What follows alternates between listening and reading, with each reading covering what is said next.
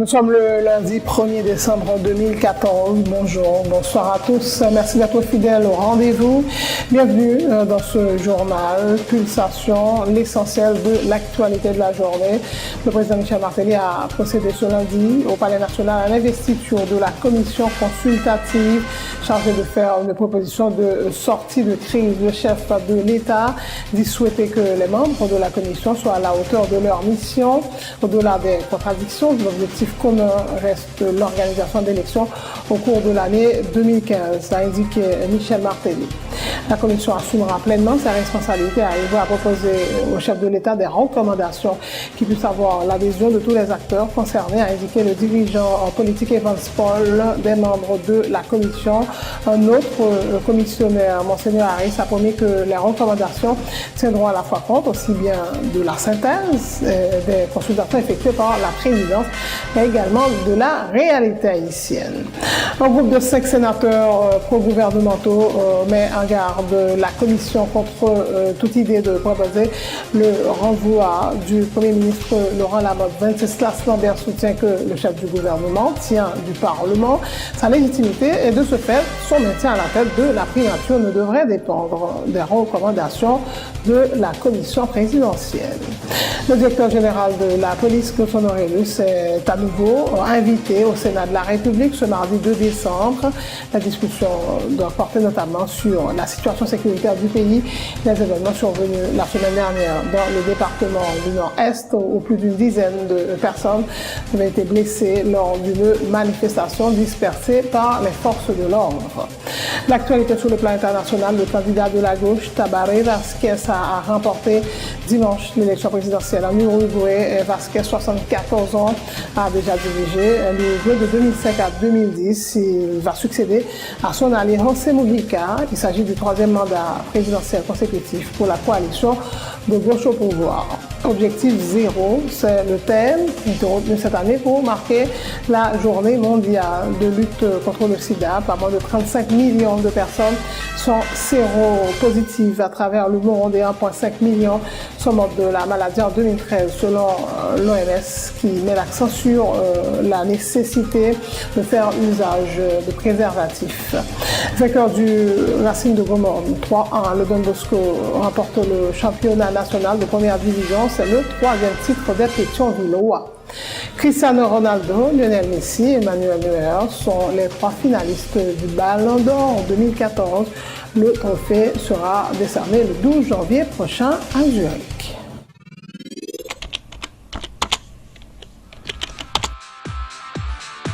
Bienvenue dans cette édition d'Information Pulsation, l'essentiel de l'actualité de la journée. Merci de votre fidélité. Bienvenue dans ce premier numéro de Pulsation Week-end.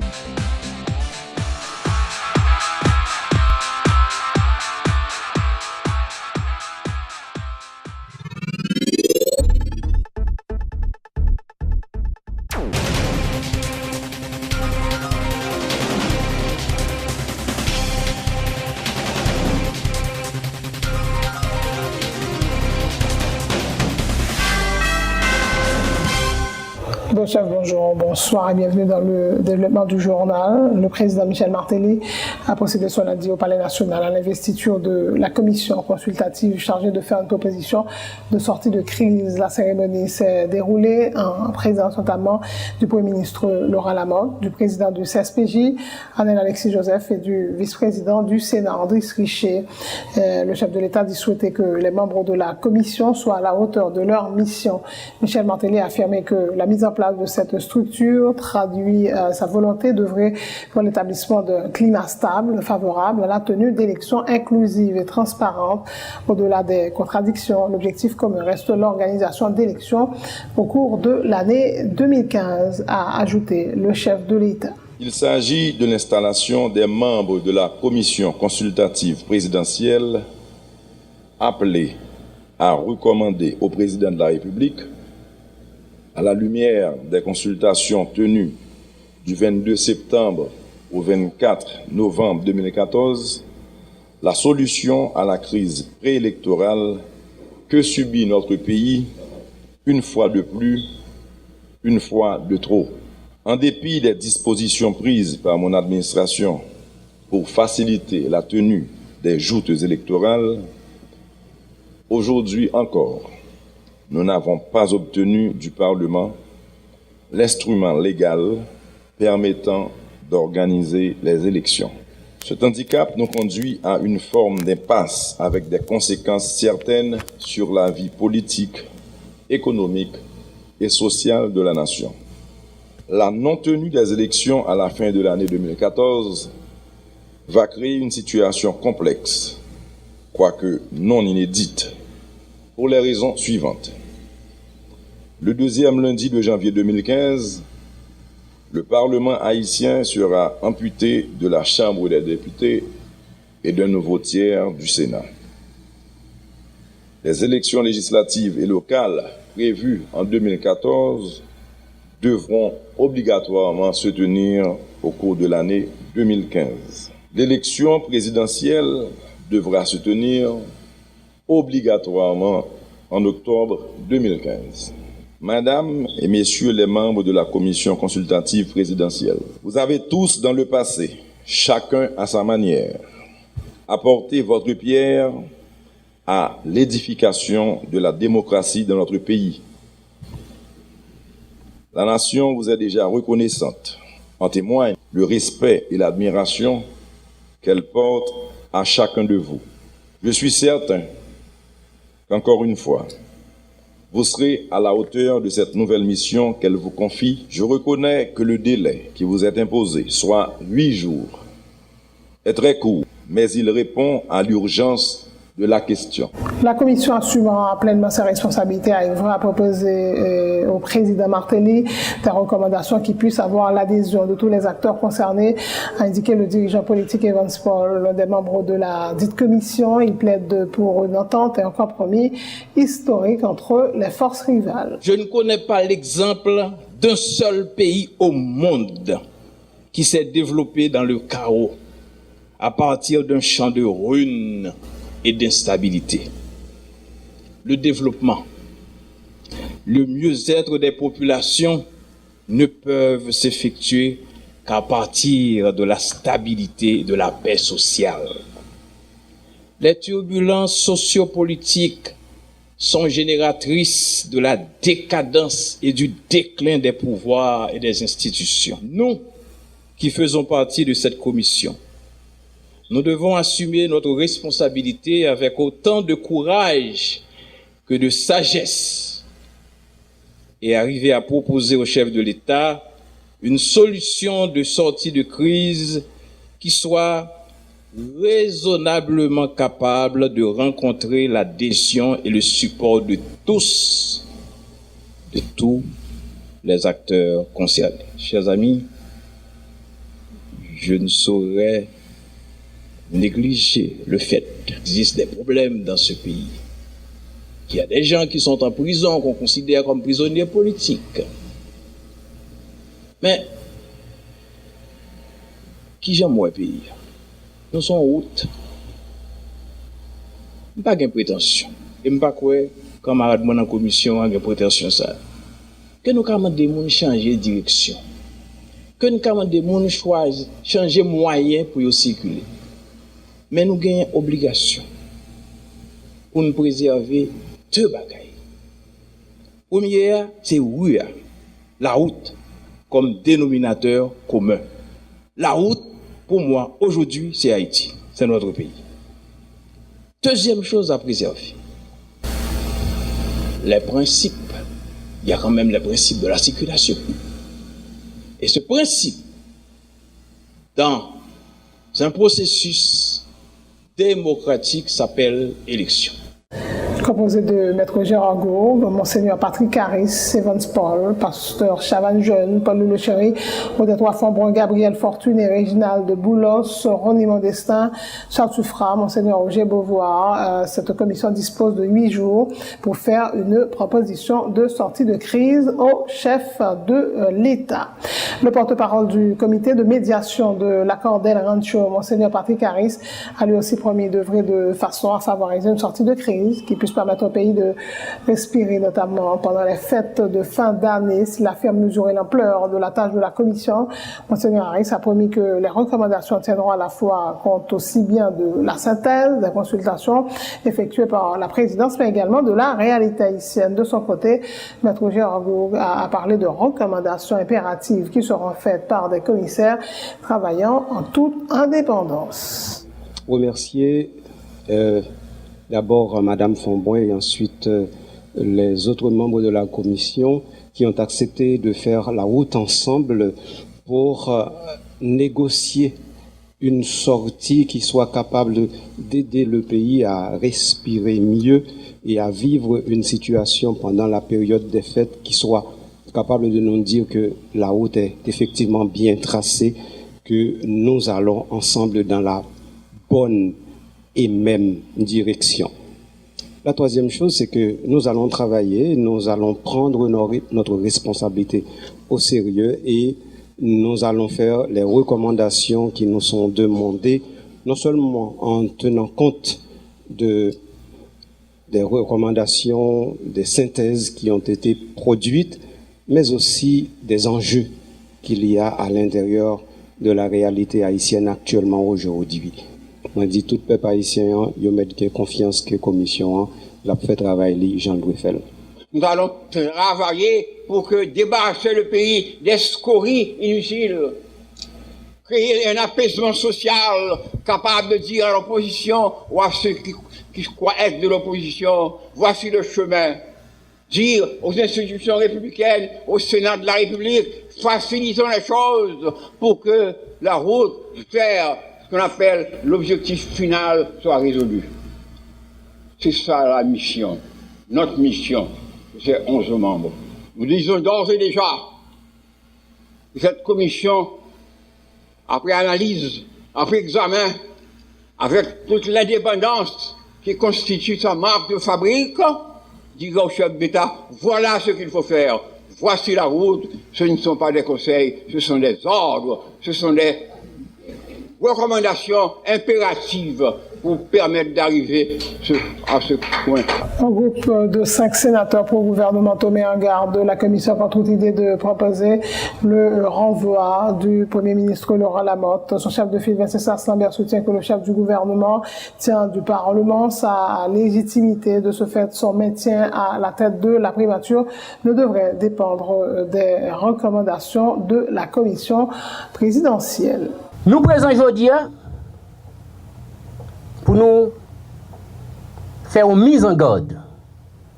Une mise en garde, évidemment, à la commission.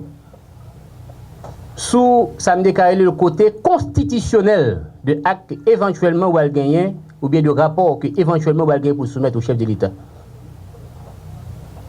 Parce qu'il s'agit de rumeurs, à savoir le départ du Premier ministre. Bref, du gouvernement. Mise en garde nous en chita sous qui ça? Sous légitimité du gouvernement, parce que le Premier ministre est l'émanation du pouvoir législatif. C'est député et sénateur qui est capable de faire un citoyen dans un pays à vie Premier ministre. En aucun cas, cette commission n'est pas qu'à mettre en question la légitimité du Premier ministre. Parce que le Parlement existe. Ça veut dire qui ça? Ça veut dire que pour un monde Premier ministre, il y a une procédure sacramentelle de nature constitutionnelle pour qu'il applique. Et pour mon aller, c'est seulement le Parlement qui a révoqué. Ou bien, l'accepter de gré lui-même. Il présentait sa lettre de démission au chef de l'État. L'article 137 de la Constitution, il présentait sa lettre de démission au chef de l'État. Et là encore, le président peut accepter la démission ou ne pas l'accepter. Et pour me clair pour tout le monde, c'est que dans tout cas de figure, ça, eh bien, pour les ministres, ce n'est pas facilement pour le quitter primature. Donc, je veux clair pour la commission et présidentielle là, que en ce qui a trait au départ du Premier ministre, il est impossible pour le moment. Oui, pour le moment, et nous faisons une approche constitutionnelle. La constitution est d'application stricte, c'est le stricto sensu. Autre point de l'actualité, le directeur général de la PNH, Godson Aurelius, est à nouveau invité au Sénat ce mardi 2 décembre. Les discussions doivent porter notamment sur la situation sécuritaire du pays et les événements qui se sont produits la semaine dernière dans le département du Nord-Est, où plus d'une dizaine de citoyens étaient blessés lors d'une manifestation dispersée par les forces de l'ordre. Le sénateur du Nord-Est, Jean-Baptiste Bien-Aimé, qui s'est montré très critique vis-à-vis des agents de la PNH, qui selon lui avaient tiré en direction des manifestants pour tenter de protéger un commerçant qu'il accuse de transporter de manière illégale des marchandises en provenance de la République dominicaine. Pour sa part, le président de la Commission Justice et Sécurité du Grand Corps, Pierre-Franqui Exius, appelle le patron de la PNH à répondre à l'invitation. Pendant qu'on a parlé là, il y a plus de 10 000 personnes devant le commissariat. Policiers obligés de courir. Ils ont quitté machine de l'eau gratter, ils ont quitté machine parce que la population est enragée. Parce que, matin, sans qu'il n'y ait pas de protestation, dans la zone BAL 52, ils ont tiré 4 personnes encore. Ils ont tiré gaz lacrymogène et il y a un petit bébé de 2 mois qui mourit, tout fait. Je pense que ce n'est pas une situation que nous obligons de cacher encore. Et c'est raison ça qui fait ma vie informer nation de une situation intenable. 14 personnes qui prennent balle, c'est parce que la police nationale tape escorté un convoi de marchandises de parc industriel Caracol là, ils tape exporté en République dominicaine parce que c'est des contrats qu'ils ont gagnés pour la Noël qui t'a pris les États-Unis. Matin encore, c'est parce que la population a bloqué accès à parc industriel Côte d'Ivoire. Eh bien, force de l'ordre, yo dit puis al déblayer, yo tiré sur la population. Son situation, nous pas qu'à supporter. Et nous croyons que les gens qui ont responsabilité, c'est le directeur général PNH là. Et nous croyons que lui-même, il doit venir dire commission qui est-ce qui va monsieur ça au l'ordre pour la population capable victime de eux-mêmes. Donc nous-mêmes, nous ne sommes pas d'accord avec ça. Jusqu'à présent, tout autant que nous avons une lettre qui nous dit que l'imam de un report, nous-mêmes nous connaissons que demain à 11h, nous avons le directeur général là. Mais bien entendu, à 1h, bien entendu, je crois que l'État anti-gens anormal pour M. Godson d'amender un report. Ça qui a passé dans le pays là, surtout ça qui a passé dans le Nord-Est, nous comme responsable, comme monde qui a un souci pour par rapport à la responsabilité, il faut que demain vienne répondre à une question devant la commission. Parce que ça a commencé trop à tort. Sans transition, après l'avoir fait via un communiqué dimanche, le président Martelly a une nouvelle fois salué l'accession de l'ancien gouverneur général du Canada, Michaël Jean, d'origine haïtienne, à la tête de l'Organisation internationale de la francophonie. Une victoire obtenue après une longue campagne menée en sa faveur, notamment par Haïti, revendique Michel Martelly, rappelant qu'il était intervenu à plusieurs reprises auprès de ses homologues africains, francophones et auprès du président François Hollande lors de ses 2 voyages à Paris cette année. L'élection de Michaël Jean est une fierté pour le Canada, mais également pour sa ville natale, Jacmel, son pays Haïti, a dit Michel Martelly, et qui souhaite beaucoup de réussite à Mme Jean. D'une manière toute spéciale, à saluer la désignation de Mme Michaël Jean à la tête de l'Organisation internationale de la francophonie, après une longue campagne menée en sa faveur par Haïti. Et à plusieurs reprises, j'ai eu personnellement à intervenir auprès de mes homologues africains de langue française, ainsi qu'auprès du président sortant, Abdou Diouf, et du président Hollande, avec lequel je me suis entretenu sur la question lors des 2 voyages effectués en France au cours de cette année.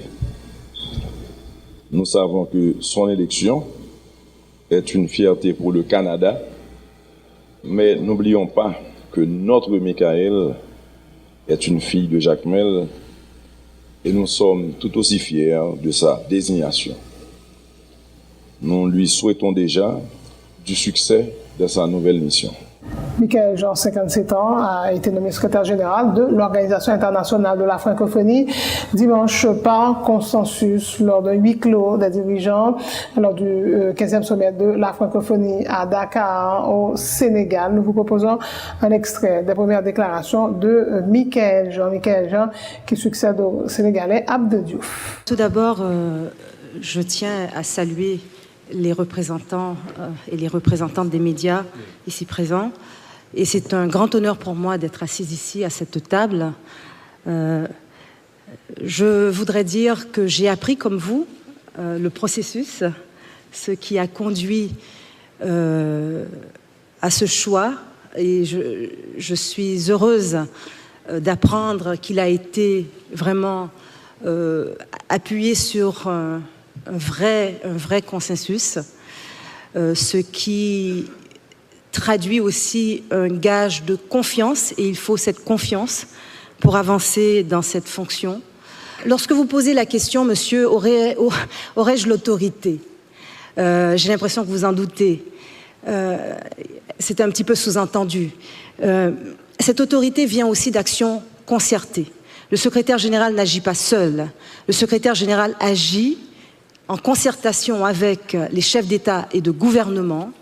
Ce que j'ai pu vérifier et voir sur le terrain, c'est à quel point partout, dans toutes les régions, sur le continent africain et ailleurs, nous voyons des États ensemble examiner des situations de déstabilisation pour leur pays et mener ensemble des opérations concertées. Et c'est là-dessus qu'il va falloir s'appuyer.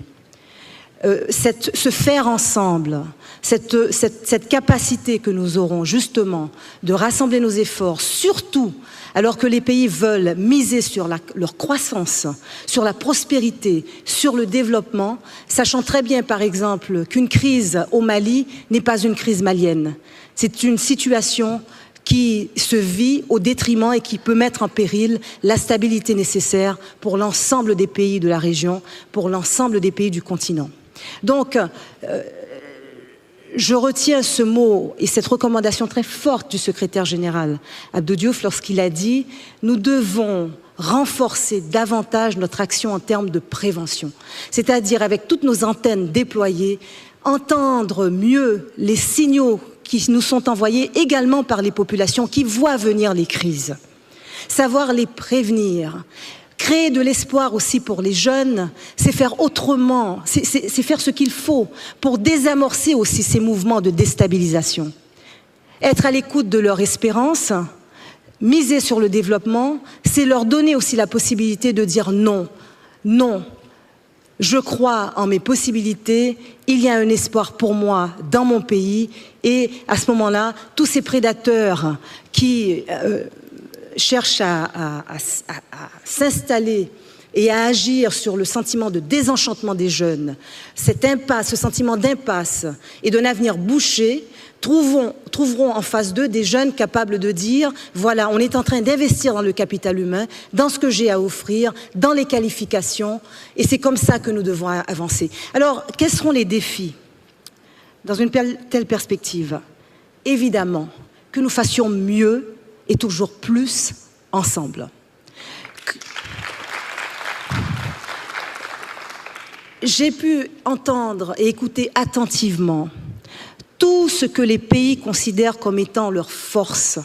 Nous avons au sein de la francophonie des pays qui sont de tous les horizons, des pays plus avancés, industrialisés, que l'on retrouve au sein du G8, maintenant G7, du G20, des pays en émergence qui sont vraiment sur cet élan de croissance remarquable, on le voit, les indicateurs sont très nets ici aussi sur le continent africain, des pays moins avancés, mais qui ont aussi en eux des forces, en termes de ressources humaines, en termes de ressources naturelles. Et c'est sur tout ça qu'il faut miser, faire en sorte que l'on puisse en quelque sorte réduire, agir sur ces fossés macroéconomiques et avancer ensemble. Comment? En mettant, je dirais, à contribution nos expertises, nos institutions, nos accomplissements, nos modèles de développement, nos capacités de faire. je ne vous dirai pas assez à quel point cette perspective est réjouissante.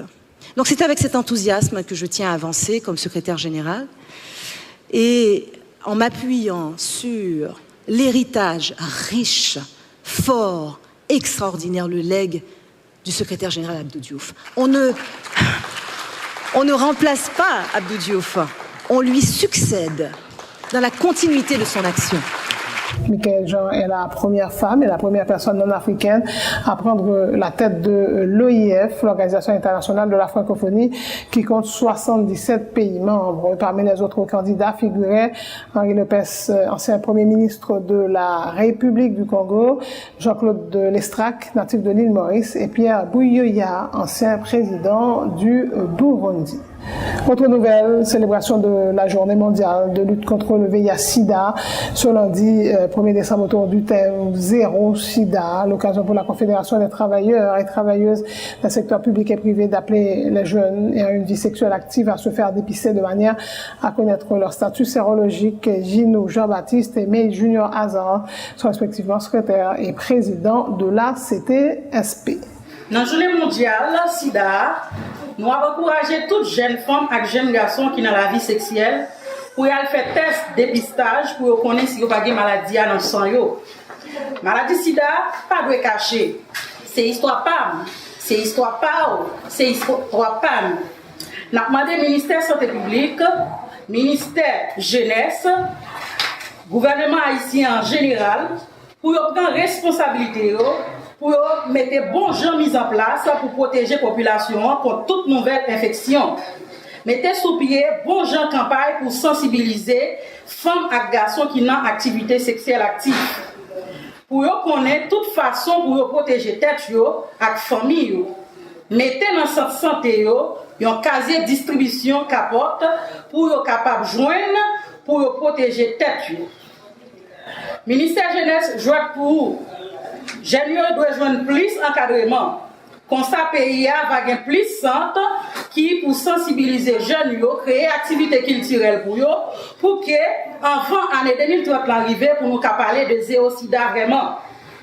Pour le fort l'État dans responsabilité en termes de surtout que nous-mêmes c'est des jeunes filles et des jeunes garçons que les jeunes puissent accentuer que ils puissent vivre à nous-mêmes. Il ne faut pas oublier que nous sommes pays sous-développés. Dans les pays sous-développés, nous n'avons pas tellement bien droit à tout bagaille. Par exemple, le centre de santé, qui, dans tout quartier, au moins, un centre de santé qui est infecté, qui est un soin qui est possible. Imaginez, en ce qui concerne la maladie, que c'est en Amérique et en Afrique qui est le plus ravagé avec.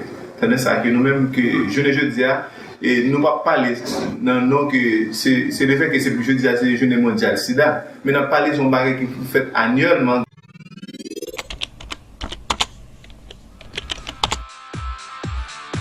Bienvenue dans cette édition d'information Pulsation, l'essentiel de l'actualité de la journée. Merci de votre fidélité. Bienvenue dans ce premier numéro de Pulsation Week-end.